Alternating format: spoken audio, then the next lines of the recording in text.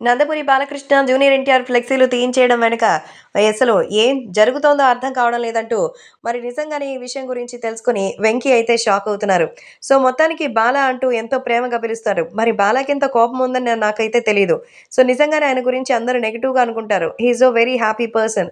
So, ఎప్పుడు ఆయన ఇంత ఎనర్జిటిక్‌గా ఉంటారు. చాలా హ్యాపీగా ఉంటారు.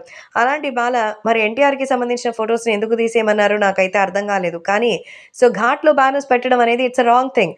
మరి దాన్ని ఎవరు చేశారో ఫస్టు మరి ఎన్టీఆర్ దాన్ని ఫైండ్ ఔట్ చేయాలి. అంతే కాకుండా జూనియర్ ఎన్టీఆర్ ఇప్పుడు మంచి హై పొజిషన్‌లో ఉన్నారు.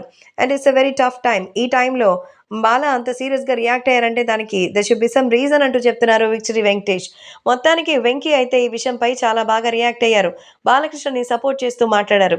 అక్కడ బాలకృష్ణకి కానీ, ఎన్టీఆర్‌కి కానీ ఈ విషయంతో సంబంధం లేదు.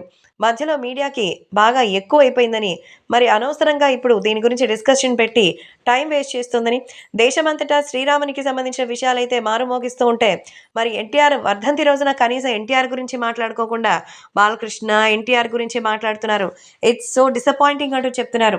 అలాంటి ఒక గొప్ప నటుడి గురించి మాట్లాడుకొని, ఆయన చేసిన సినిమాల గురించి డిస్కస్ చేయాలి గానీ, సో ఎన్టీఆర్ ఘాట్‌లో జూనియర్ ఎన్టీఆర్ ఫోటో పెట్టేసి, దాన్ని బాలకృష్ణ తీయమని చెప్పారని అన్నెసెసరీ థింగ్స్.